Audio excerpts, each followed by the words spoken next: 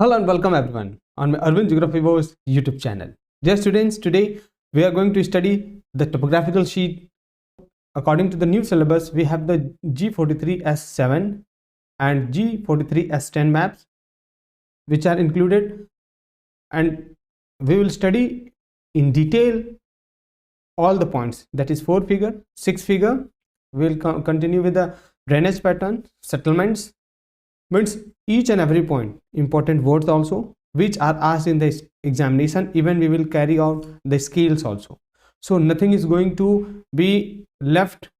If you study this video complete, I am very sure that you will score 10 out of 10. Okay, and this is the revised video. We'll cover the how to find the distance between the 2 points, how to calculate the time when speed is given and distance is also not given. You will have to find that distance. So I am going to explain you in a very easy concept, very easy manner. So please, dear students, continue watching.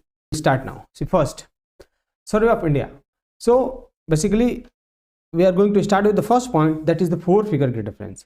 This is very important because each and every year it is asked. In the 4 figure, basically this word means 4 figure. Figure means there are 4 numbers. For example, suppose see here it is given 2 digit number and 2 digit number are given here. So 4 figure means nothing but it includes 2 to 4 digit numbers which represent something on a topographical sheet.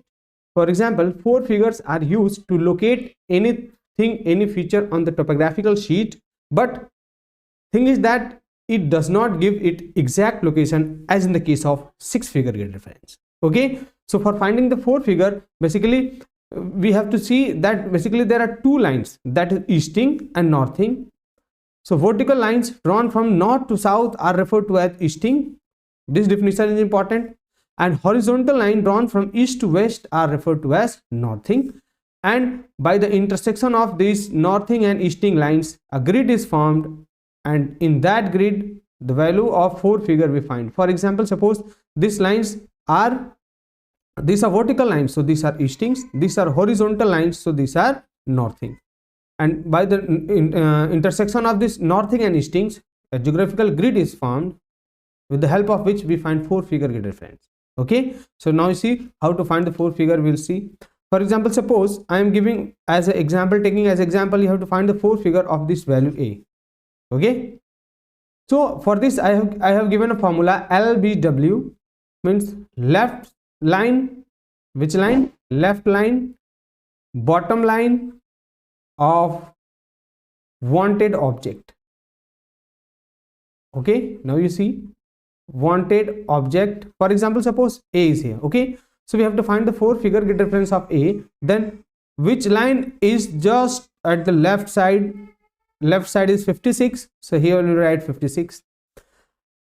Its bottom is 21, so here we will write 21. Okay, यानी आप जिस object का 4 figure पूछ रहा है, जिसका भी 4 figure पूछे, आप उसके लेफ्ट वाली लाइन का वैल्यू लिखें और उसके नीचे वाली, लेकिन ये नॉर्थिंग और ईस्टिंग होनी चाहिए. अब नॉर्थिंग और ईस्टिंग में कंफ्यूजन है तो थोड़ा ध्यान से देखें. अगर आप मैप के कॉर्नर में चले जाएंगे, डन, कोने में आ गए आप.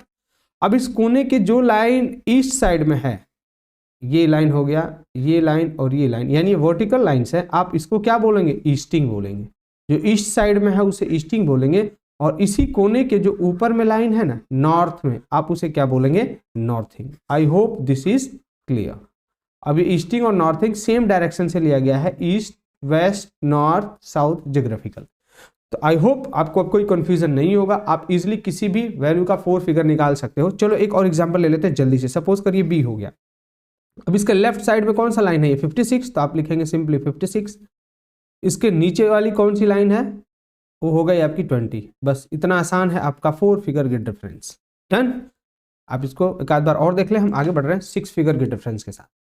तो 6 figure grid reference it gives the exact location, यानी ये एग्जैक्ट लोकेशन देगा. और इसमें कितने वैल्यू होते हैं? 6 फिगर. जैसे 4 में 4 थे, यहाँ पे 6 फिगर होंगे, और आपको 4 फिगर के साथ 2 वैल्यूज को और ऐड कर लेना होता है. सपोज करो जैसे ये देखो, आप मैंने लिया यहाँ पे एक टेम्पल हो गया. अब इसका आपको टेम्पल का 6 फिगर फाइंड आउट करना है.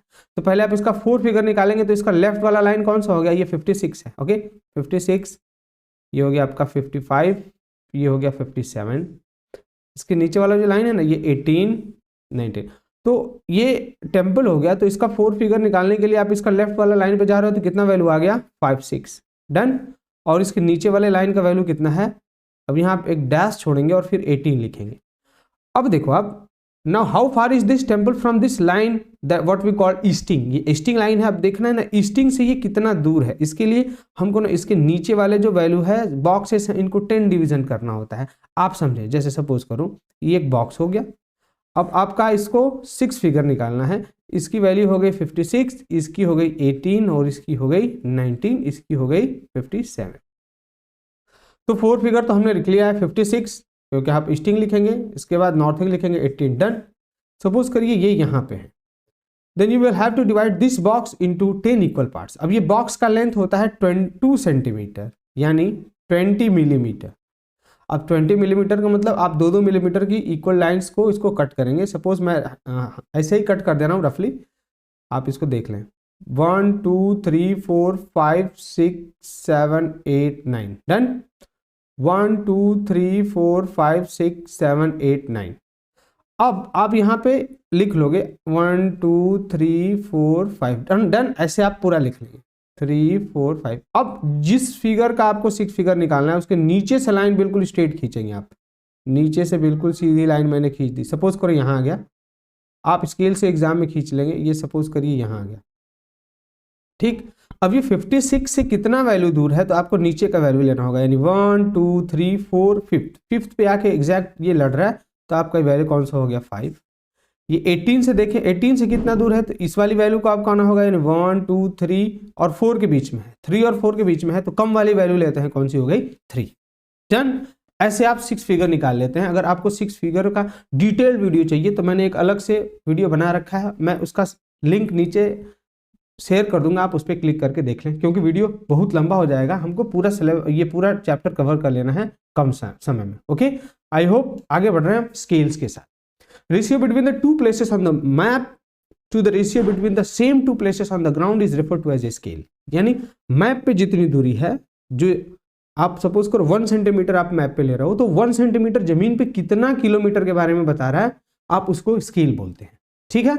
अब टाइप्स ऑफ स्केल की जब हम बात कर लें, फर्स्ट आपकी हो गई कौन सी स्केल, स्टेटमेंट स्केल। आप जब टोपोग्राफिकल शीट में आपको मिलेगा तो at the bottom you will find, नीचे बिल्कुल बहुत सारे टाइप के स्केल्स दिए होंगे, basically there are 3 type. First उसमें से आप देखें यहाँ लिखा है आपका कौन सा स्केल हो गया, लिखा है 2 सेंटीमीटर टू 1 किलोमीटर। अब ये वर्ड 2 हो गया ना, यानी ये स्टेटमेंट दिखा रहा है, तो ये कौन सा स्केल हो गया, स्टेटमेंट स्केल डन। आपको स्टेटमेंट स्केल कहाँ है, कैसे पहचान लेना है, मैंने बता दिया। वहां पे वर्ड लिखा होगा, देखिए एग्जांपल में आप देखें 2 यहाँ लिखा हुआ है, 2 यहाँ लिखा हुआ है, तो ये कौन सा स्केल हो गया, statement scale done. Next is linear scale. Linear scale और ग्राफिक स्केल इसको बोलते हो। It is drawn to the statement of the scale in such a way that distance can be calculated more accurately on the map. यानी इसको इस तरह से बनाया जाता है ताकि आप जो डिस्टेंस है ना उसको और एग्जैक्टली एक्यूरेटली, यानी सपोज करिए 6 किलोमीटर 200 मीटर, ऐसे आप उसको कैलकुलेट कर लें। इसलिए उदाहरण के लिए जैसे नीचे आप देख रहे हो ना स्केल, ये 7 किलोमीटर शो कर रहा है, कितना किलोमीटर 7, यानी 1 2 3 4 5 6 7 और इसका जो स्केल है वो 2 centimetre to 1 kilometre. 2 centimetre to 1 kilometre का मतलब है 2 सेंटीमीटर मैप पे 1 किलोमीटर जमीन के ऊपर के बराबर है।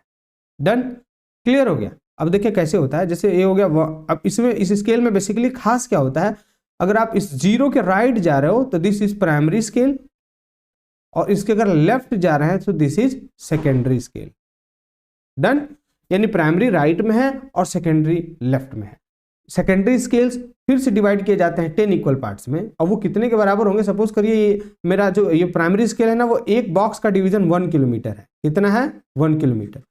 तो अब मैं 1 किलोमीटर को 10 इक्वल पार्ट्स में डिवाइड करूंगा तो 100 मीटर्स क्या आएगा ना, तो वही यहाँ पे 100 मीटर्स के सारे डिवीजन है, 100 200 300 400 500 6 7 8 9 9 10। सो आई होप आपको ये कॉन्सेप्ट समझ में आ गया कि प्राइमरी स्केल किस में मिलता है, और ये राइट में होता है, सेकेंडरी स्केल कहाँ मिलता है, लेफ्ट में होता है, और दोनों का फंक्शन भी हमने समझाया आपको। Next we go for the representative fraction, and this is very important scale, क्योंकि क्वेश्चन यहीं से होते हैं। Ratio of distance on the map to the distance on the ground in the same unit is called representative fraction. Basically जो हमको map मिलता है इसमें जितने भी सबसे खास आरएफ होता है उसका रेशियो होता है 1:50,000. कितना होगा? 1:50,000. इसका मतलब क्या है कि 1 सेंटीमीटर जो मैप पे है ना वो 50,000 सेंटीमीटर जमीन के ऊपर के बराबर है. यानी 50,000 सेंटीमीटर जो जमीन पे है अब वो कितना किलोमीटर के बराबर होगा ये अब हमको जानना लेना होगा.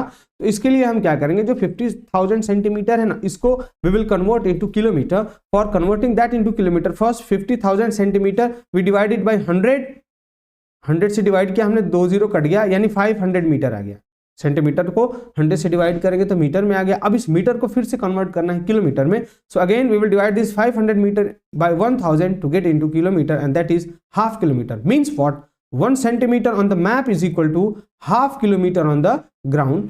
सो 2 centimetre is equal to 1 kilometre. ये सबसे खास हो गया. अब इसका मतलब क्या है, देखिए यहाँ पे मैप आरएफ में यहाँ पे ऐसे शो किया जाता है इस स्केल में. और इसका मतलब क्या है, जैसे आप देखिए ध्यान से, फॉर एग्जाम्पल अब हम आगे बढ़ेंगे. जैसे देखें जो टोपोग्राफिकल शीट्स में आपको बॉक्स मिलते हैं ना वो 2 सेंटीमीटर उसका लेंथ भी होता है और उसका ब्रेथ भी 2 सेंटीमीटर होता है. ओके, तो ये 2 सेंटीमीटर का मतलब हो गया 1 किलोमीटर. यानी सिंपल ट्रिक आप बना लो. क्या? हर बॉक्स चाहे कितने भी बॉक्स हो, लेंथ ब्रीथ उनका कुछ भी हो, उसका लेंथ भी 1 किलोमीटर होगा और ब्रीथ भी 1 किलोमीटर होगा. यानी एक बॉक्स का लंबाई और चौड़ाई 1 किलोमीटर है तो उसका एरिया भी 1 किलोमीटर ही होगा. Okay, so this is the trick which you are going to use for finding the area. आगे बढ़ रहे हैं. अगला टॉपिक है आपका contours. Contours are the imaginary lines that join the place having the same height above the mean sea level. यानी यहाँ हम जब भी इस हाइट की बात करें तो यहाँ मीन सी लेवल की बात करेंगे, मतलब समुद्र तल से ऊंचाई की बात करेंगे. और कंटूर लाइंस वो लाइंस है, ये देखो कर्व लाइंस है, गोल गोल लाइंस है. अब मान लीजिए इसका वैल्यू दिया 100, इसका दिया 120. यानी अब ये 120 वाली जो लाइन है ना ABCD वो सारे प्लेसेस को जोड़ रही है जिसका हाइट कितना है 120 metre above the mean sea level. यानी ये मीन सी लेवल की बात करेगा और इससे सारी ऊंचाई कितनी है 120. उसी जगह को ये ज्वाइन करता है. आप इसको क्या बोलते हो? Contour lines. This are marked by brown lines. यानी आप इसको मैप पे किस लाइन से आपको मतलब किस कलर का देखने को मिलेगा तो ब्राउन कलर का है. अब ये क्या दिखा रहा है? First it shows elevation of the land. यानी जो जमीन है ना उसका हाइट दिखाएगा. हाइट कैसे दिखाएगा? नंबर उसके ऊपर ऑलरेडी लिखा हुआ है तो आपको पता चल गया ना कि मीन सी लेवल से कितना ऊपर है. दूसरा है steepness of the slope. Steepness of the slope का मतलब अगर कंटूर लाइंस बहुत पास पास है तो आप बोलोगे स्टीप स्लोप और अगर बहुत दूर दूर है तो आप बोलोगे इसको जेंटल स्लोप. अब जैसे मैप के तौर से अगर आप देखना चाह रहे हो तो जैसे समझ लो. देखो यहाँ पे देखें आप, here contour lines are very near यानी बहुत ही पास पास हैं तो ये कौन सा स्लोप हो गया? Steep slope. यहाँ बहुत ही ये दूर दूर है तो कौन सा स्लोप हो गया? Gentle slope. मैप में देख लें आप, यहाँ पे ये रिप्रेजेंट कर रहा है स्टीप स्लोप क्योंकि यहाँ लाइन डेंस है. डेंस लाइन का मतलब हो गया स्टीप स्लोप.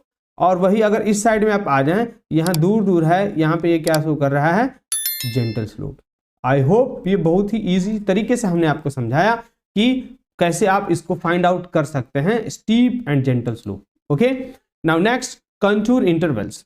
मींस दो कंटूर लाइंस के बीच का जो गैप होता है ना वो उसको आप कंटूर इंटरवल बोलोगे और वो हमेशा फिक्स है 20 मीटर का ही होता है. डन. प्रिंसिपल्स ऑफ कंटूर यानी कंटूर लाइंस के क्या खास बात है वो देखते हैं. They join all the places having same height above the mean sea level. ये तो इसकी डिफिनीशन ही हो गया, इसका प्रॉपर्टी भी हो गया. दे आर कर्व्ड, वो गोल होती है यानी स्ट्रेट नहीं होती है. जैसे आप ये देख लें किसी फॉर्म में हो सकती है, वो स्ट्रेट नहीं होगी. Okay, and they never intersect each other. वो कभी भी आपस में एक दूसरे से इंटरसेक्ट नहीं करती हैं क्योंकि क्या एक समय पे एक प्लेस का 2 हाइट हो सकता है, ये पॉसिबल नहीं है, इसलिए ये कभी भी इंटरसेक्ट नहीं करते हैं. आगे बढ़ रहे हैं कंटूर लाइंस में. अगला जो अपना स्टेप है वो होगा हिल्स. यानी आप हिल्स को कैसे रिकॉग्नाइज करेंगे? आपको यहाँ रिसर्च नहीं करना है, मैप में देखते ही पहचान लेना है that either it is a hill or a valley and from that smartly you can do. For example, suppose I am drawing a hill for you and I am going to make how to inference that whether it is a hill or a mountain. ये जो centre वाला circle है ना, अगर इस पे हमने value रख दिया इसका 120, उसके ऊपर वाले पे हो गया 100 और उसके ऊपर वाले पे हो गया 80. तो आप देखें इसका आप कैसे इसको मैप में कन्वर्ट करते हैं ये देख लें. सपोज करो मैंने यहाँ, आप स्केल से ड्रॉ करेंगे ना, स्ट्रेट लाइन यहाँ ड्रॉ कर दिया, फिर 1 2 3 3 आप यहाँ पे रीडिंग लेंगे और इसमें असेंडिंग ऑर्डर में लिखेंगे। असेंडिंग का मतलब पहले सबसे छोटा 80, फिर 100, फिर 120। अब मैंने ये जो लाइन ड्रॉ किया है ना, हर कंटूर लाइंस को, सर्कल को 2 जगह कट करेगा, आपको बस मिला देना है। सपोज करो 80 है ना बाहर वाला, 80 वाले लाइन को ले आके 80 में मिलाएंगे तो बिल्कुल नीचे आ गया। फिर 100 वाले को स्ट्रेट ले आएंगे, 100 में मिलाएंगे तो यहाँ मिल गया। फिर ये 120 वाले को मिलाएंगे तो ऐसे। अब दूसरा जो एंड है जहाँ से कट किया है, आप वहाँ भी इसको मार्क करेंगे, ऐसे ऐसे और फिर ऐसे। डन, ठीक है ना। तो सॉरी, ये वाला थोड़ा 120 वाला मार्क यहाँ आएगा, ठीक है, और ये वाला यहाँ आ जाएगा। डन। अब आप इसको फ्री हैंड से जोड़ेंगे तो देखो, आप जब जोड़ रहे हो ना तो ये ऐसे जुड़ेगा, कुछ जुड़ जाएगा। तो ये क्या बन गया, इट फॉर्म्ड अ हिल। इसने क्या बनाया, एक हिल। तो आपको ये सब समझ लेना जरूरी है। लेकिन देखो एग्जाम में क्या करना है, अगर गोला मिल गया ना, कंटूर लाउंज ऐसे मिल गए बहुत सारे, और अगर बीच वाले का वैल्यू ज्यादा है तो ये हिल हो जाएगा। अगर मान लो इसका 60 हो गया, इसका 80 हो गया और इसका 100 हो गया, तो ये क्या रिप्रेजेंट करेगा, वैली, क्योंकि वैली में तो बीच में गड्ढा होता है और किनारे किनारे ऊंचाई होती है। सो हिल्स में जो सेंटर कंटूर है वो ज्यादा होगा और वैलीज में सेंटर कंटूर कम होंगे। उदाहरण के लिए आप देख ले, यहाँ पे देखें, ये हिल्स है, देखो कंटूर लाइंस बहुत पास पास है, यहाँ पे आप देखें, और यहाँ पे देखें बीच में हाइट ज्यादा है। सो this is representing a hill. I hope आपको ये समझ में आ गया। और ये बहुत इजी कॉन्सेप्ट है, इसमें बहुत कुछ बड़ा लॉजिक नहीं है। इसमें देखें वैल्यूज के अंदर अगर हम बात करें तो यहाँ वैल्यू इसकी कम है और इसकी वैल्यू यहाँ पे ज्यादा है, तो हमने ड्रॉ किया था, आप वैसे ही ड्रॉ करेंगे और ये इजिली आप कर सकते हैं। Last and the most important from this part is the ridge. Ridge में कुछ नहीं होता है, देखो यहाँ पे एक माउंटेन हो गया, दूसरा माउंटेन, तीसरा माउंटेन, चौथा माउंटेन, और ये इसको आप रिज बोलते हैं। तो माउंटेन है, इसका मतलब जो बीच वाली वैल्यू है ना वो ज्यादा होगी, 700 700 700। किनारे वाली लाइंस का वैल्यू देखो घटते जा रहा है, तो आपने बनाया, तो आप इसको पहचानोगे कैसे, इसके माउंटेन टॉप से। कंटूर लाइन मैप में ऐसे दिया होगा ये, जैसे आप देख लो यहाँ पे, थोड़ा आप इसको यहाँ पे देखने की कोशिश करें। यहाँ एक गोला हो गया, एक गोला ये हो गया, तो ऐसे 2-2 गोले मिल जाएंगे ना पास में। इसका मतलब आप इजिली वहां से रिकॉग्नाइज कर सकते हैं that it is representing a ridge. I hope this is clear. Next we'll go for the heights. First is the triangulated heights which are used on the topographical sheets. अब देखो इसमें triangulated heights, spot height, relative height, सबके बारे में हम detail से देखेंगे। इसमें फर्स्ट है आपका कौन सा, triangulated height। पहले मैप पे देख लेते हैं। मैप में देखें आप, ट्राइंगल से रिप्रेजेंटेड है, height which is represented bye triangle with a height is referred to as a triangulated height. अब होता क्या है, it is a point accurately surveyed and shown with a triangle, यानी ट्राइंगल इसके आगे होगा तभी आप पकड़ोगे कि triangulated height है। And such points are referred to as a triangulation point. Example triangle 340. Height of such point is referred to as a triangulated height. यानी सर्वे करने के बाद उस पर्टिकुलर एरिया में इस हाइट को मेंटेन किया जाता है और इसको ट्रायंगुलेटेड हाइट बोलते हैं। Next will go for the spot height. Spot height is the point on the ground above the mean sea level. यही एक ऐसी हाइट है, आप देखें, जो मीन सी लेवल की बात करेगी, और यहाँ पे जो हाइट होगा ना वो समुद्र तल से लिया जाता है, और उसके आगे देखें आप रिप्रेजेंट कैसे करते हैं, spot and number. Okay, it is indicated on map but not on a ground. इसको आप मैप पे इंडिकेट कर सकते हैं, ग्राउंड पे नहीं मार्क लगा सकते हैं। लेकिन हम देखेंगे बी बेंच मार्क, वो already it is attached on the monuments and all. Okay, it is represented by a dot followed by a number. It shows height above the mean sea level. अब example के तौर पे ये देख लें आप, इसके आगे ना डॉट लिखा हुआ है, dot again it is written 200, so it is representing a spot height. I hope आपको क्लियर हो गया। And it is representing a triangulated height. Okay, triangulated height, done. Next, third is the benchmark. अगला कौन सा है, benchmark. ये और खास हाइट है और इसका बहुत पहले से यूज होता रहा है। इसमें देखो क्या होता है, इट इज अ मार्क। ये एक मार्क होता है, अटैच्ड का मतलब चस्पाया या लटकाया गया होता है एक प्लेट पे या लकड़ी पे। यहाँ पे लिखा होगा BM206। ये प्लेट वगैरह होते हैं ना, इसको आप पुराने मॉन्यूमेंट्स पे एज इट इज मिलेगा। और stone shown on a building to indicate the accurate height determined by the surveyors. Benchmark is written followed by a number. यानी सर्वेयर्स द्वारा जब इस सर्वे किया जाता है उस क्षेत्र का, तो उस वक्त वो इस बेंचमार्क को लगाते हैं ताकि इसको एज ए वो स्टार्टिंग या कंपैरिजन पॉइंट ले सकते हैं। खास बात इसमें यह है, height of some point mark above the ground and it include the height of the object. यानी ये बेंचमार्क में जो हाइट ऑफ ऑब्जेक्ट है ना, उसको भी इंक्लूड किया जाता है। एग्जाम्पल के तौर पे नीचे देख लो आप, ये BM225.3। Okay, so I hope आपको क्लास 10th के हिसाब से जो अपना ICSE का सिलेबस है, इसमें अभी काफी छोटा सिलेबस है, तो इसमें आपको बस बेसिक जान लेना है कि इसको आप कैसे पहचानेंगे। जो खास सबसे जहां से बार बार क्वेश्चन पूछता है वो तो आपका हो गया कौन सा हाइट, ये तो हो गया आपका रिलेटिव हाइट। ओके, कौन सा हाइट हो गया, relative height. The difference between the maximum and minimum is represented bye r and it indicates the relative height. Example 8r, यानी इसमें जो r है इसी को आप रिलेटिव हाइट बोलते हो, लेकिन इसके आगे भी नंबर लिखा जा सकता है या इसके पीछे भी, इससे कंफ्यूज नहीं होना है। अब देखिए खास क्या है, ये एक रिलेटिव हाइट है, यानी ये मीन सी लेवल की बात नहीं करेगा, ये ग्राउंड सरफेस से बात करेगा। अगर सपोज करो कोई ट्री हो गया, ट्री का हाइट है 10 मीटर, तो यहां लिखा रहेगा 10r, तो आप बोलोगे it represents that the height of a tree which is 10 metre above the ground. Clear. दूसरी अगर हम हाइट की बात करें, ये सपोज करो ग्राउंड हो गया, नीचे कुआं है, वेल है, तो लिखा होगा 6r, means it represent the depth of a well which is 6 metre below the ground surface. So this is what you have to learn and what you have to remember, that height, hills, trees, walls has height above the ground. अब बच्चे यहाँ गलती क्या करते हो, देखो पूछेगा, symbol दे देगा वेल का। फॉर एग्जांपल सपोज करिए इस डायग्राम में तो दिया है एम्बैंकमेंट का 3r, तो आप क्या लिखोगे, it represent a relative height which shows the embankment which is 3 metre above the ground level, यानी जमीन से 3 मीटर ये ऊंचाई की बात करेगा, न कि मीन सी लेवल। अगर आप लिख रहे हो एग्जाम में सिर्फ relative height, okay, relative height, तो वो आपका आंसर इनकम्प्लीट है, पूरा लिखना होगा relative height of embankment 3 metre above the ground. Okay, अगर वेल होगा तो लिखेंगे इन द ग्राउंड। तो यहां पे बच्चे क्या करते हैं, वो पूछता है वेल का, लिखते हैं एबव द ग्राउंड, तो कुआं जमीन के ऊपर थोड़ी हो सकता है, तो थोड़ा कॉमन सेंस यहाँ यूज करेंगे। आई होप आपको ये बात समझ में आ गई। Next will go for the latitudes and longitude, जो बार बार क्वेश्चन पूछते हैं। लैटिट्यूड लॉन्गिट्यूड तो हमने अर्थ में पढ़ा था, ये लाइन्स ऑफ लॉन्गिट्यूड हो गए और ये हो गया लाइन्स ऑफ लैटिट्यूड, इसके मिलने से बनता है क्या, ग्रिड। अब इन लाइन्स को आप टोपोग्राफिकल शीट पे देखें, रेड कलर की जो लाइन्स होंगी आप इसको बोलोगे क्या, ईस्टिंग, और इसको बोलते हो आप क्या, नॉर्थिंग। ओके, लेकिन ये ब्लैक कलर की जो लाइन्स है ना, अगर ये वर्टिकल लाइन है तो आप इसको क्या बोलोगे, लॉन्गिट्यूड, ये पूछता है बार बार, और अगर ये हॉरिजॉन्टल लाइन है तो आप इसे क्या बोलोगे, लैटिट्यूड। ओके, आई होप आपको ये बात समझ में आ गया कि लॉन्गिट्यूड और लॉन्गिट्यूड वर्टिकल लाइन्स होंगी ब्लैक कलर की, आप इसको क्या बोलोगे, ये देख लो, दिख रहा है ना, लॉन्गिट्यूड हो गया, और यहाँ अगर ब्लैक कलर की हॉरिजॉन्टल लाइन्स है तो क्या बोलेंगे, लैटिट्यूड्स। आगे बिल्कुल बढ़ते हुए जोश में, एग्जाम पास है, जोश में होना जरूरी है, वरना नंबर अच्छे नहीं आएंगे अगर आप सोएंगे तो। Next we will talk about the colours. First is the black colour. Black colour में देखो, ब्लैक कलर से हम क्या रिप्रेजेंट करते हैं, फर्स्ट इज द नेम, ये देख लो गांव का नाम है। लैटिट्यूड्स एंड लॉन्गिट्यूड, अभी मैंने ब्लैक कलर की लाइंस दिखाए थे, ये देखो हो गया लॉन्गिट्यूड, ये हो गया आपका लैटिट्यूड। हाइट, जितने भी हाइट है, बेंचमार्क वगैरह देखो सब ब्लैक कलर से लिखा होता है, and then numbering also.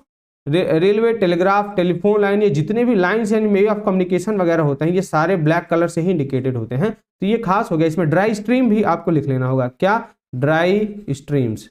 Dry streams are also indicated with the black line, देख लो यहाँ पे है। डन। सो आई होप आपको सारा इन्फॉर्मेशन यहाँ मिलते जा रहा है। इंटरेस्टिंगली मैं थोड़ा सा तेज हूँ और ये सही है, समय बच जाएगा आपका। Next, blue, water related features and perennial rivers, यानी देख लो वाटर हो गया, जैसे इस डायग्राम में देखें आप, यहाँ कैनाल हो गया, सॉरी वेल हो गया, ब्लू कलर का डॉट यानी ये पेरिनियल वेल है, यहाँ पानी है, रिवर्स है, this is also water related features are indicated on map with blue colour. आपको ये ट्रिक से याद रख लेना है, उसमें है ही क्या, बहुत बड़ी बात नहीं है। आगे देखें कौन सा हो गया आपका, green colour. Green dark green, अगर गाढ़ा ग्रीन होता है ना वो फॉरेस्ट होगा, और अगर हल्का ग्रीन कलर होगा तो वो ग्रासलैंड होगा। Plus orchard and scattered trees, जैसे ये देखो ग्रीन दूर दूर फैला हुआ ये ट्री है ना, इसको भी आप ग्रीन कलर से रिप्रेजेंट करते हो, and shrubs. Next, white colour का मतलब बैडलैंड्स यानी बंजर जमीन, अनकल्टिवेबल लैंड्स होगा, इनको आप किससे रिप्रेजेंट करेंगे, व्हाइट कलर से। और येलो कलर की बात करें तो कल्टिवेबल लैंड, यानी ये यहाँ पे खेती एग्रीकल्चर होता है और यहाँ के लोगों का क्या है काम, मेहनत है, खेती है। Next will go for the brown colour का सैंड होता है, तो यहाँ सैंड फीचर्स ही होंगे, सैंड ड्यून्स, हिल्स वगैरह। Contour lines and there numberings, हमने देखा था यहाँ पे जो भी कंटूर लाइंस होते हैं ब्राउन कलर के होते हैं, उनके ऊपर जो नंबर लिखा होता है ना वो भी ब्राउन कलर का ही होता है। फॉर्म लाइंस, ये भी ब्राउन कलर के ही होते हैं। जब कंटूर मतलब बहुत ज़्यादा वेरिएशन होता है हाइट में, तो वहाँ पे कंटूर लाइन बनाना पॉसिबल नहीं है ना, तो आप वहाँ पे फॉर्म लाइंस बनाते हैं। Done. Red colour grid lines हमने देखा था ईस्टिंग एंड नॉर्थिंग, एंड उनका नंबरिंग भी रेड कलर से देते हैं। देख लो यहाँ पे हो गया, ये ईस्टिंग नॉर्थिंग भी है और रेड कलर का है। Plus all man made features, जो भी इंसान ने बनाया, चाहे वो घर हो गया, रोड हो गया, बिल्डिंग्स हो गए, कुछ भी होगा, anything which is man made is represented with a red colour. So I hope this is clear. Next we are going for the direction. Okay, चलो एक तो जोक हो जाए छोटा सा। एक टीचर ने बच्चों से पूछा, क्वेश्चन पूछा कि who invented zero, who invented zero. एक बच्चा उसमें से पीछे से खड़ा होकर बोलने लगा आलिया भट्ट, आलिया भट्ट, आलिया भट्ट। तो टीचर को गुस्सा आया, बच्चे भी हंसने लगे कि ये बच्चा जवाब क्या दे रहा है, आलिया भट्ट बोल रहा है। तब तक उसका एक दोस्त था ना बगल में, वो तुरंत खड़ा होकर बोला सर ये तोतला है, मतलब वो आंसर सही बोल रहा है लेकिन तोतले लैंग्वेज में बोल रहा है। तो फ्रेंड ऐसे होने चाहिए जो आपको संकट आने पे बचाएं, ऐसा नहीं अब वो तो फ्रेंड्स फंसा दे रहा हो दोस्तों को ना, ऐसा नहीं करना चाहिए। चलिए आगे बढ़ते हैं। First will find for the direction. Direction में there are 4 cardinal direction, east, west, north, south. ये फिक्स होता है, बुक आप रखोगे जब भी तो राइट में ईस्ट होगा, लेफ्ट में वेस्ट होगा, ऊपर की तरफ नॉर्थ और नीचे की तरफ साउथ। अब बाकी अगर इन दोनों के बीच में अगर कोई फीचर आ गया ना तो आपके लिए इनका फिर से डिवीजन करना होता है, north east, north west, south west, south east. अब ये हम किसके बेसिस पे करते हैं ये खास हो गया। तो इसको करने का जो सबसे बड़ा कारण है ना, अगर ये जैसे अगर अर्थ हो गया, अर्थ 2 हेमिस्फीयर में है, ऊपर हो गया नॉर्थ हेमिस्फीयर, नीचे हो गया साउथ हेमिस्फीयर। तो अगर ऊपर जब भी आप डिवीजन करेंगे तो नॉर्थ पहले आएगा, ये नहीं कि ईस्ट नॉर्थ लिख देना, गलत हो जाएगा। इधर अगर होगा तो क्या होगा, नॉर्थ वेस्ट, इधर होगा साउथ वेस्ट, इधर होगा साउथ ईस्ट। अब चलो एक एग्जांपल ले लेते हैं और यहां देखते हैं क्वेश्चन क्या है। चलो क्वेश्चन है what is the direction of B with reference to C. Question ये है। अब बच्चे लिख के आएंगे, एग्जाम में लिख के आ गया ठीक है इट इज ईस्ट, और तुरंत सारे बच्चों से जब वो बाहर निकलेगा एग्जाम हॉल से ना बच्चा, देखो क्या करता है, बोलता है मैंने बिल्कुल सही किया है, मैंने काउंट कर लिया है, मेरा बहुत ज्यादा नंबर आ रहा है, ये है वो है। लेकिन गलती उसने क्या किया है कि उसने क्वेश्चन ध्यान से पढ़ा ही नहीं है। देखो बच्चों, if you make mistake in A tough question वो तो अलग बात हो गई, लेकिन इजी में अगर आप क्वेश्चन गलत करके आ रहे हो तो बहुत बड़ा ब्लंडर है। ओके, आपको प्लान क्या होना चाहिए पढ़ते वक्त कि इजी सब्जेक्ट्स में टफ टॉपिक्स को भी पूरा पढ़ा जाए ताकि वो नहीं छूटे, लेकिन जो टफ सब्जेक्ट है ना उसमें सारे इजी टॉपिक्स को पढ़ लेना चाहिए ताकि वो ना छूटे, तो आप आसानी से अच्छा स्कोर कर सकते हैं। ठीक है, चलिए यहां आते हैं। बच्चे ने क्या गलती की वो देखो, उसने ध्यान से पढ़ा ही नहीं। क्वेश्चन है find the direction of B with reference to C, यानी बी का निकालना है सी से, तो डायरेक्शन क्या होगा, वेस्ट। अब इसको लगेगा अरे ये तो मैं ध्यान से पढ़ा ही नहीं, इसलिए मैं पहले ही बोल रहा हूँ, क्योंकि जब हम लोग कॉपी चेक करते हैं मैक्सिमम बच्चों का ये गलत होने का कारण उनकी पढ़ने में लापरवाही और वो घबराहट होता है ना एग्जाम फियर, उसकी वजह से। तो एग्जाम में चिल रिलैक्स होकर पेपर देते हैं, और जो एग्जाम का जो स्टार्टिंग का 15 मिनट है वो सबसे खास होता है। उसमें आपको प्लान कर लेना है कि मेरे वो कौन से 5 क्वेश्चन है सेक्शन बी में जो करना है, एमसीक्यू जो अगर एक बार रीडिंग लगाएंगे जो बिल्कुल ईजी है, 6-7 प्रश्न तो तुरंत हो गया सॉल्व।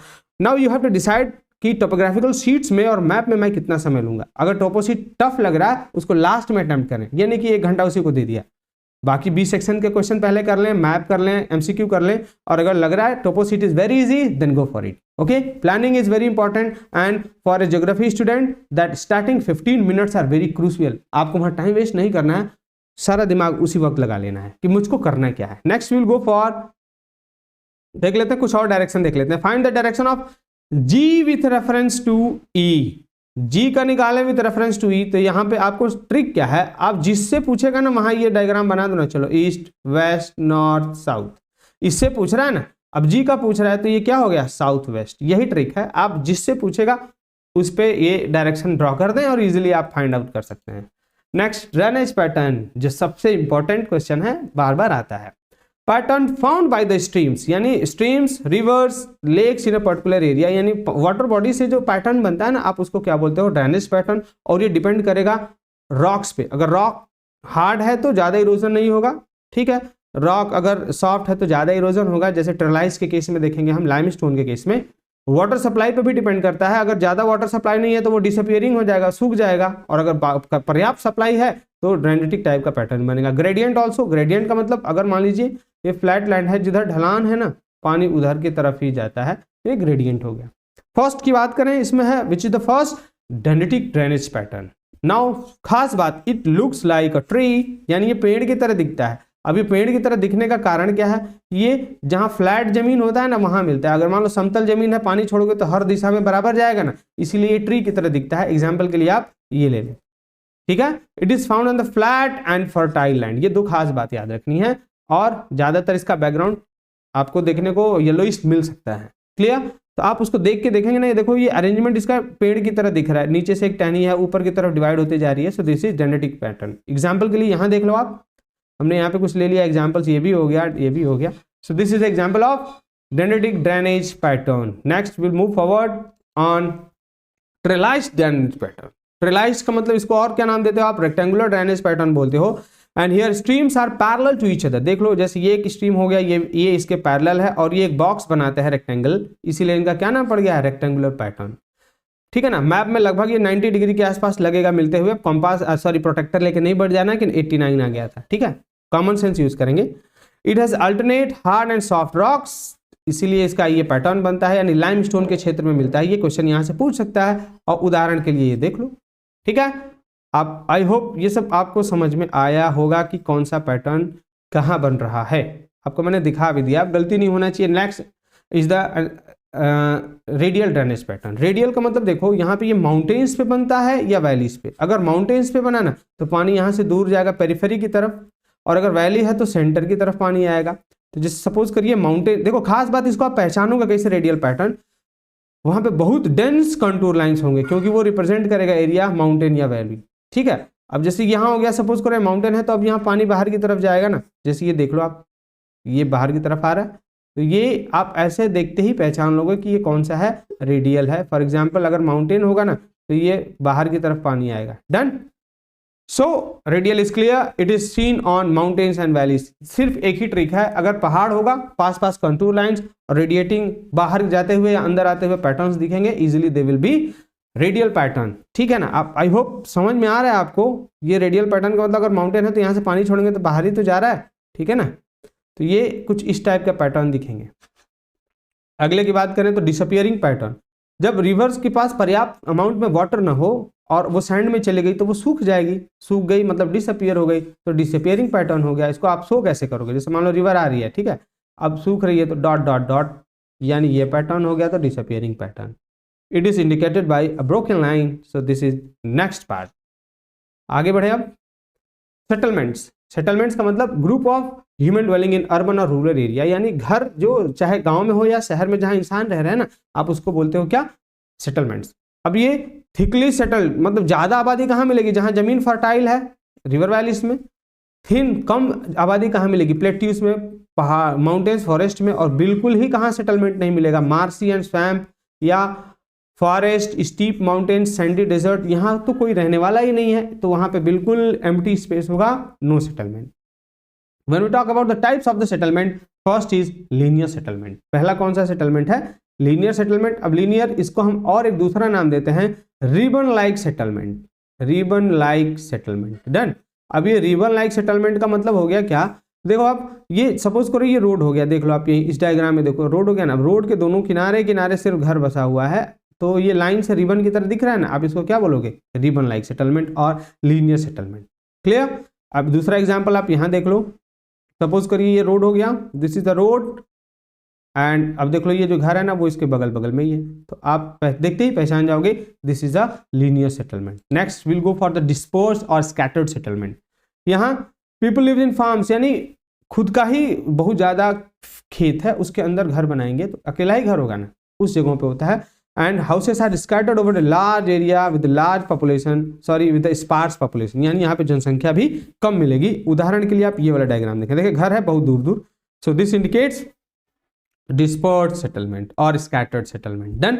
रेडियल, रेडियल का मतलब यहाँ पे क्लस्टर्ड सेटलमेंट होगा, जैसे कोई इंडस्ट्री हो गई, अब इंडस्ट्री के चारों तरफ यहाँ के वर्कर होंगे ना, तो आप ऐसे सेटलमेंट को कौन सा सेटलमेंट बोलते हो, रेडियल सेटलमेंट। कौन सा सेटलमेंट, रेडियल सेटलमेंट। ओके। अगला है nucleated settlement. Here buildings are very near and clustered, और यहाँ पे पोस्ट ऑफिस, पुलिस चौकी, गुड ट्रांसपोर्ट, इलेक्ट्रिसिटी की सारी सुविधाएं मिलेंगी, जैसे नीचे वाला एग्जांपल है। कुल मिला के घर बिल्कुल पास पास होगा ना, दैट इज न्यूक्लिएटेड सेटलमेंट।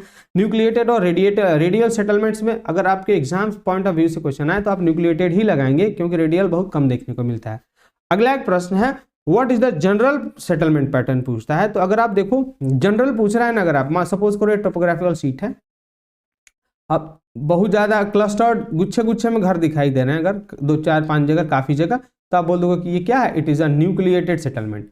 लेकिन अगर पूरे टोपोग्राफिकल शीट में बहुत दूर दूर घर है तो आप क्या बोल दोगे, स्कैटर्ड सेटलमेंट। तो आई होप मैंने ये सारे जो क्वेश्चन बनते हैं आपको मैंने कवर अप कर दिया है। Next will go for the occupation of the people, यानी लोगों का यहाँ क्या है काम, मेहनत है। देखते हैं कलर के बेसिस पे ही हम बता देंगे कि उसका उन लोगों का ऑक्यूपेशन क्या है। First yellow colour will indicate agriculture. Yellow colour पे कॉन्टूर लाइंस नहीं दिखेंगे क्योंकि वो बहुत दूर दूर होंगे, ये तो फ्लैट जमीन होता है ना, इसलिए। नेक्स्ट हिल्स, फॉरेस्ट यानी ग्रीन कलर है तो फॉरेस्ट्री। फॉरेस्ट्री का मतलब लकड़ी काट के उससे लकड़ी का बिस्तर वगैरह चेयर वगैरह बना लेना। बैरन लैंड्स, वाइट कलर, जहाँ वाइट कलर दिखेगा ना वहाँ पे एनिमल रियरिंग, यानी वहाँ के लोग उस जो बंजर जमीन है ना उस पर जानवरों को चराने के लिए ले जाते हैं। नेक्स्ट रिवर्स, अगर पास आस में रिवर्स हो तो उस वहाँ का काम हो गया फिशिंग। डेंस न्यूक्लिएटेड सेटलमेंट है तो मान लो अगर घना आबादी है वहाँ पे पोस्ट ऑफिस वगैरह है तो वहाँ बिजनेस, गवर्नमेंट सर्विसेज, ये वहाँ के लोगों का ऑक्यूपेशन हो सकता है। एंड हिल्स है तो वहाँ टूरिज्म और होटल्स, जैसे माउंट आबू देखा होगा आपने सिलेबस में है, तो यहाँ पे माउंट आबू वगैरह पे टूरिस्ट वगैरह आते हैं, तो ये एक उनका खास पॉइंट ऑफ अट्रैक्शन हो जाएगा। आई होप आपको ये समझ में आया। Next is the river. River को आप कैसे पहचानेंगे, उसका डायरेक्शन क्या है, पेरिनियल है, नॉन पेरिनियल है, इसके बारे में थोड़ा जानकारी ले लीजिए आप। Basically it is represented blue colour. Blue colour जैसे सपोज करो कोई रिवर है, अगर इसके अंदर ना यहाँ पे अगर ब्लू लाइन ड्रॉ किया हुआ है, कौन सा लाइन ड्रॉ किया हुआ है, ब्लू लाइन, जैसे अगर ये ब्लू लाइन हो गया ना तो आप बोलोगे this is a perennial river, clear. और वहीं पे अगर दूसरे रिवर में इसने ड्रॉ कर दिया है ब्लैक लाइन, कौन सी लाइन, ब्लैक लाइन, जैसे ये हो गया, सपोज करो ये ब्लू हो गया ना, अब यहाँ पे मान लेते हैं हमने ड्रॉ कर दिया है, अगर इसी में ब्लैक लाइन आ गया, कौन सा लाइन आ गया, ये ब्लैक लाइन हो गया, और इन किसके बीच में है, ये रिवर्स के बीच में है, तो आप क्या बोलोगे, दिस इज अ, ये हो गया आपका पेरिनियल रिवर। पेरिनियल का मतलब होता है पूरे साल इसमें पानी होगा, ये ब्लू लाइन से ही पता चल गया। लेकिन अगर ये ब्लैक लाइन है तो it is a non perennial river. Okay, I hope this is done. Broken line, no blue line. ने एरो, एरो देख लो यहाँ पे एरो दिख रहा है आपको, एरो आपके रिवर्स का डायरेक्शन इंडिकेट कर देगा कि वो किस डायरेक्शन से फ्लो कर रही है। अगर इसकी हम बात करें तो देखें, यानी ये रिवर नॉर्थ ईस्ट से किधर जा रही है, साउथ वेस्ट, कंप्लीट डायरेक्शन लिखेंगे आप। ट्रिब्यूटरीज की थोड़ी सी बात करें, सपोज करो मेन रिवर है, इसमें ये 2 ट्रिब्यूटरीज आगे मिल रही हैं, ठीक है, तो मैप में देखते ही पता चल जाएगा ये ट्रिब्यूटरी है। तो अब आप ये ट्रिब्यूटरी आगे मेन रिवर में मिल रही है तो इसका डायरेक्शन बताइए क्या है, north east to south west, हो गया ना, पूरा लिखेंगे north east to south west. इस रिवर की बात करें तो क्या हो गया आपका साउथ ईस्ट, यानी नीचे से जा रही है ऊपर की तरफ, south east to north west. So you have to write complete direction. Confluence का मतलब होता है जहां 2 रिवर मिलती हैं, meeting point of 2 river is called confluence. जहां 2 नदियां मिले आपस में आप उसको क्या बोलते हो, कन्फ्लुएंस बोलते हो। नेक्स्ट, फाइंडिंग द एरिया, यानी आप टोपोग्राफिकल शीट में एरिया कैसे फाइंड आउट कर सकते हो। इसमें 3 जगह से एरिया पूछ रहा है। फर्स्ट हो गया इरेगुलर, दूसरा हो जाएगा रेगुलर, और तीसरा होगा पूरा मैप का आप एरिया निकालो, ठीक है, वो न्यूमेरिकल बेस्ड क्वेश्चन से वहां से आते हैं। तो चलो देखो आप, फर्स्ट इरेगुलर, सपोज करो आपको इसका एरिया निकाल लेना है, मैंने जो अंडरलाइन इसके बीच वाले एरिया, ठीक है, तो इसमें 3 बॉक्स है, एक जो कंप्लीट बॉक्स है, एक जो मोर देन हाफ बॉक्स है, और एक जो लेस देन हाफ बॉक्स है। तो कंप्लीट बॉक्स को आप लिखेंगे 1 और मल्टीप्लाई कर लेंगे जितने नंबर ऑफ कंप्लीट बॉक्स हैं, तो number of complete box here is only 1, multiply by 1 plus. अब मोर देन हाफ एरिया अगर बीच में कवर हो रहा है, जैसे ये वाला बॉक्स है, तो आप इसको काउंट करें, 1, इसमें भी मोर देन हाफ, 2, 3, 4, 5, 6, 7, यानी अब मोर देन अगर हाफ होगा ना तो आप लिखेंगे 2/3 मल्टीप्लाई बाई 7 प्लस, अब लेस देन हाफ यानी आधे से कम की बात करें तो 1 हो गया ये, ठीक है, यहाँ 6 होगा क्योंकि ये वाला बॉक्स भी आधा ही कवर हुआ है, ठीक है, 1 और 2। तो अब अगर आधे से कम एरिया कवर कर रहा है तो 1/3 इंटू 2। अब आपको इसको सॉल्व कर लेना है, 1 + 4 + 2/3, एलसीएम लेंगे आप, 3 + 12 + 2 यानी 3 to 5 और 12 हो गया आपका 17/3 kilometre square, this is answer. आप इसको डिवाइड कर लेंगे, ठीक है। कुल मिला के क्या है, अगर पूरा बॉक्स है तो 1 ले लेंगे आप, अगर ये जो एरिया जो बॉक्स के अंदर लेनी है हमको वो आधे से ज़्यादा है, तो आप इसको क्या लोगे 2/3, और अगर आधे से कम है ना तो आप क्या लोगे 1/3, और उसके नंबर से आप मल्टीप्लाई करके ऐड कर लेंगे। आई होप इरेगुलर बॉक्स आपको समझ में आ गया और सबको ऐड कर लेंगे। डन। फॉर रेगुलर बॉक्स बोला अगर रेगुलर बॉक्स है, जैसे आप अगला बॉक्स देख लें, मैं यहाँ पे दिखा दे रहा हूँ। जैसे ये रेगुलर बॉक्स का पूछ रहा है कि आप इसका एरिया निकाल दो जितना ये है पार्ट, ठीक है। तो इसमें क्या करना है, ट्रिक है सिंपल, बहुत आसान। हमने बोला था 2 centimetre is equal to 1 kilometre, तो इसका लेंथ हो गया 1 किलोमीटर और ब्रीथ भी हो गया 1 किलोमीटर। एरिया निकालेंगे 1 × 1 तो कितना आएगा 1 किलोमीटर स्क्वायर। यानी कुछ नहीं करना है, नंबर ऑफ बॉक्स काउंट करिए, वही आंसर हो गया 1 2 3 4 5 6 7 8। आंसर कितना हो गया 8 किलोमीटर स्क्वायर। डन।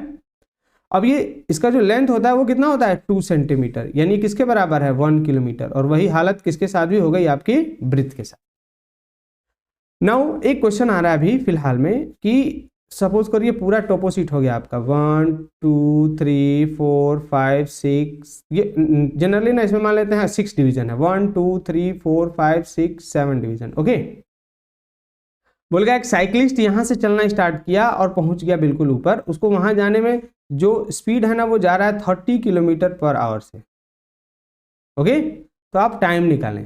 तो बिल्कुल आसान है, पहले आप इसका डिस्टेंस ही तो निकालना है, तो डिस्टेंस किलोमीटर में अपने आप आ जाएगा, बस बॉक्स को काउंट करो 1 2 3 4 5 6 7, distance is equal to 7 kilometre. आपके मैप में जो भी जहां तक डिस्टेंस पूछेगा सीधा काउंट करेंगे आप। तो speed is equal to distance upon time, so 7/30 divide and get the answer in hour. Done. ये आसान क्वेश्चन है जो बार बार पूछ रहे हैं बच्चों को और बच्चे कंफ्यूज हो जाते हैं, जो कि बहुत आसान होता है। Now calculating the distance between the 2 points, बोला है 2 पॉइंट्स के बीच में आप डिस्टेंस निकालें। फॉर एग्जांपल सपोज करिए यहां से और यहां डिस्टेंस निकालना है, तो अगर ये स्ट्रेट डिस्टेंस है, सीधा दूरी है सॉरी, तो आप स्केल को सीधा रखें, सीधा स्केल के रखो इस पे और मेजर करो कितना सेंटीमीटर का हुआ। सपोज करो आ गया 6 सेंटीमीटर, तो कुछ नहीं करना है, 6 सेंटीमीटर आया तो किलोमीटर में कन्वर्ट करने के लिए डिवाइड बाय 2 कर दीजिए, कितना हो गया 3 किलोमीटर, और यही आपका आंसर हो गया। याद रखना यूनिट अगर आप नहीं लिख रहे हो एग्जाम में then it is wrong. Next you have to calculate distance from here to here, यानी यहां से यहां तक कैलकुलेट करना है, तो ये सीधी दूरी नहीं है, तो अब आपको थ्रेड यूज करना होगा। अब आप थ्रेड लेंगे, बोर्ड आपको प्रोवाइड करेगा और इस पे फैला देंगे एकदम अच्छे से। Okay, stretch over this particular line, यहां तक आने के बाद आप स्केल लोगे, स्केल से इसको मेजर करके देखोगे कितना आया। सपोज करो आ गया 8 सेंटीमीटर, 8 सेंटीमीटर डिवाइडेड बाई 2 कितना हो गया 4 किलोमीटर, यानी सेंटीमीटर आ गया ना, आधा करेंगे वो सीधा किलोमीटर देगा। सो दिस इज वेरी इजी। और ये लेकिन ये जो डिवाइड बाई 2 कर रहे हैं वो RF 1:50,000 होगा तभी लगेगा, लेकिन हमारे सिलेबस में जो मैप है उसमें RF इज 1:50, टेंशन की कोई बात नहीं है, सीधा डिवाइड बाई 2 करेंगे। Done, clear. Next seasonal rainfalls.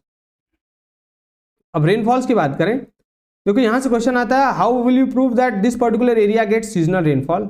यानी सीजनल रेनफॉल किसको बोलेंगे, वो जगह जो सिर्फ रेनी सीजन में जहां बारिश हो आप उसको बोलोगे कि सीजनल रेनफॉल है। उसके लिए कैसे हमको मिलता है, ब्रोकन ग्राउंड, ये देख लो आप ब्रोकन ग्राउंड है, ड्राई स्ट्रीम्स सूखे स्ट्रीम्स और डिसिडुअस फॉरेस्ट, इन तीनों से ये पता चलता है कि this area receives seasonal rainfall. Question पूछेगा ये 3 वर्ड लिखेंगे आप। ब्रोकन ग्राउंड का मतलब बारिश की वजह से जमीन टूट गया है तो वो वहां पे अब खेती नहीं हो सकता है, ये भी सिद्ध होता है इससे। ड्राई स्ट्रीम यानी रेनी सीजन में इस रिवर्स में पानी होता है, अभी पानी नहीं है, इसका मतलब यहाँ पे सीजनल रेनफॉल है। डिसिडुअस फॉरेस्ट मिलने का ही सबसे बड़ा कारण है कि यहाँ पे सीजनल रेनफॉल है, क्योंकि अगर सीजनल नहीं होता ना तो वो प्लांट्स अपनी पत्तियों को नहीं गिराते। अगला एक शीट रॉक या एक आगे वर्ड आएगा उसमें भी हम आपको समझा देंगे। तो there are 4 points. Now important words, यहाँ से भी खास एक क्वेश्चन होता ही है। Depth, what does this word depth means, यहाँ देखें आप, डेप्थ का मतलब होता है डिप्रेशन, डिप्रेशन यानी गड्ढा। It is found in the Sandy area. मान लो बालू हो गया, सैंड, बहुत तेजी से जब हवा चलता है ना तो ये सैंड यहाँ से उड़ के दूसरी जगह चला जाता है, यहाँ गड्ढा बन जाता है, जिसको आप क्या बोलते हो डेप्थ। Next aqueduct. एक्वाडक्ट क्या है, इट इज आर्टिफिशियल पाइपलाइन और bridge built of masonry use for carrying water from reservoir to the field. यानी मान लीजिए यहाँ से पानी है, बहुत ज्यादा लेक वगैरह है और यहाँ आपकी खेत है, तो यहाँ से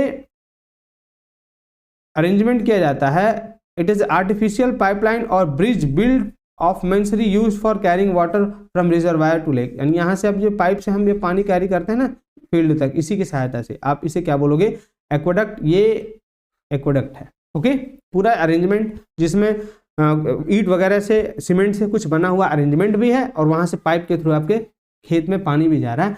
it in summer it is use for irrigation also. So आपको ये डिफिनेशन थोड़ा देख लेना होगा. एक्वेडक्ट देखें, it is here, new word है एक्वेडक्ट और स्लैश ये आ सकता है. Okay, third is the contour interval. Difference between two successive contour is contour interval, it is 20 metre. हमने बताया था इन दोनों में डिफरेंस कितना होता है, 20 मीटर. नेक्स्ट ब्रैकिस, बार बार पूछता है. Brackish means salty water unfit for drinking and irrigation, यानी यहाँ पे खेती भी नहीं कर सकते आप इस पानी से और पी भी नहीं सकते हो. इसको बोलते हैं क्या, ब्रैकिस. यहाँ वर्ड है. ब्रैकिस वेल हो सकता है, कुआं जिसके अंदर से खारा पानी आ रहा है, that is brackish. Causeway, raised metal road across the stream, यानी सपोज करो यहाँ से पानी बह के जा रहा है, ठीक है, उधर. अब मान लो इधर से लोगों को क्रॉस करना है तो क्या करेंगे, यहाँ पे छोटा सा पुल जैसा स्ट्रक्चर बनाएंगे, छोटा सा ईंटे का पुल. अब यानी ये दोनों रोड और ये जो ड्राई स्ट्रीम है या स्ट्रीम जिसमें पानी जा रहा है, दोनों एक दूसरे को क्रॉस करेंगे, तो इसी जगह को आप क्या बोलते हो, causeway. Done. Road crosses stream. अब इसके पीछे रीजन क्या होता है, टू अवॉइड फ्लडिंग, ताकि लोग ऊपर से आराम से पास हो सके. एंड समर सीजन में इस वाटर को हम इरिगेशन के लिए भी यूज कर सकते हैं. अब इस मैप में देख लो आप, see this is a road and this is a black line. अब ये जहां ब्लैक और रेड लाइन इंटरसेक्ट करेंगे ना, वहीं पे होगा कॉजवे. बेसिकली कभी कभी दो कॉजवे के बीच का डिस्टेंस पूछ देता है, तो you must know which place actually that causeway is. So it is the point of intersection of this road and streams. I hope this is clear. Next, sluice. Basically ये sluice क्या है, ये it is a great for controlling the flow of water drawn from a canal. यानी नहर से जो पानी आता है ना, सपोज करो उसको, अगर मान लो ये नहर सीधी जा रही है लेकिन अब इधर इसमें एक मोड़ भी है, अब आपको इधर पानी लेके आना है, तो ये वाला जो नहर होता है ना, उसमें आप देखोगे लोहे का बहुत बड़ा बड़ा गेट लगा होता है. बेसिकली जैसे सपोज करो एक कैनाल हो गया, उसमें नॉर्मली 3 गेट होते हैं या 2 गेट. अब ये एक गेट खोलेंगे तो थोड़ा कम पानी आएगा, दोनों गेट खोल देंगे तो ज्यादा पानी आएगा. तो ये ऐसा अरेंजमेंट जिसको पानी को आप बढ़ा घटा सकते हो ना, वही है sluice. Done. Now siphon. Siphon क्या है, pipe use for lifting water from the canal. नहर वगैरह से जो पानी उठाने के लिए हम पाइप का यूज करते हैं, बेंट, वही साइफन है. डिस्पेंसरी, प्राइमरी हेल्थ सेंटर गांव में जो होता है. Seat rock, large area of rock where the overlaying soil layer have been eroded and removed due to mechanical weathering. यानी मैकेनिकल वेदरिंग से यहाँ पे जितना भी सॉइल है वो हट चुका है और वहां सिर्फ कंकड़ पत्थर ही छूट गए हैं, रॉक्स छूट गए हैं. आप ऐसे क्षेत्र को क्या बोलते हो, सीट रॉक. तो ये क्या फर्टाइल होगा, संभव नहीं है. तो ये हो गया, आप देख लें यहाँ पे डायग्राम में, siphon, open scrub, aqueduct, causeway. तो ये थोड़ा आप इसको ध्यान से देख लेंगे. Okay, next in the last video, sorry last slide, stony waste क्या है. Stony waste, large area, arid और सेमी एरिड बोला है, जहां पे बारिश नहीं होती है या थोड़ी सी बारिश होती है और जहां पे soil has been washed living surface covered with stones. यानी यहाँ पे जो अब बारिश नहीं हो रहा है तो वहां पे तो हवा चलेगा तो वहाँ वो पूरा वहां का सॉइल उड़ा लेके चला जाता है और वहां पे बड़े बड़े कंकड़ पत्थर को वो छोड़ देता है. It blows all the fertile soil leaving the boulders and stones there. That particular area is called stony waste. When you talk about the rock outcrop, portion of rock jotting, jotting का मतलब suppose करिए ground हो गया, अब इसमें से ये चट्टान बाहर निकल के देख रहा है, इसको क्या बोलते हैं आप, जॉटिंग. आप इसे क्या बोलेंगे, रॉक आउट क्रॉप. ये बाकी सब जगह सही है, बीच में एक चट्टान होगा, ठीक है ना.